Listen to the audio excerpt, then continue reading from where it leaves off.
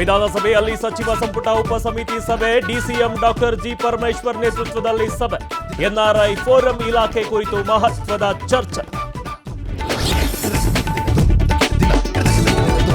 ಸಂಪುಟ ಕಸರತ್ತಿಗೆ ತಾತ್ಕಾಲಿಕ ಬ್ರೇಕ್, ವರಿಷ್ಠರ ಸಭೆ 2-3 ದಿನ ಮುಂದೂಡಿಕೆ. ಕೆಪಿಸಿಸಿ ಅಧ್ಯಕ್ಷ ಬಿಕೆ ಹರಿಪ್ರಸಾದ್ ಮಾಹಿತಿ.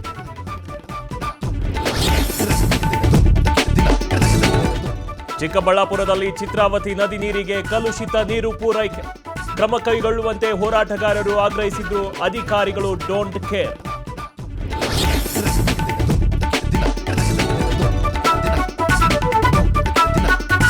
ಪ್ರತಿ ಮನೆ ಸಣ್ಣ ಸಣ್ಣ ಹೋಟೆಲ್ಗಳಲ್ಲೂ ಮದ್ಯ ಮಾರಾಟ ಬಂದ್ ಮಾಡುವಂತೆ ರೊಚ್ಚಿಗೆದ್ದ ಮಹಿಳೆಯರು. ಕೊಪ್ಪಳ ಜಿಲ್ಲೆ ಕನಕಗಿರಿಯಲ್ಲಿ ಘಟನೆ.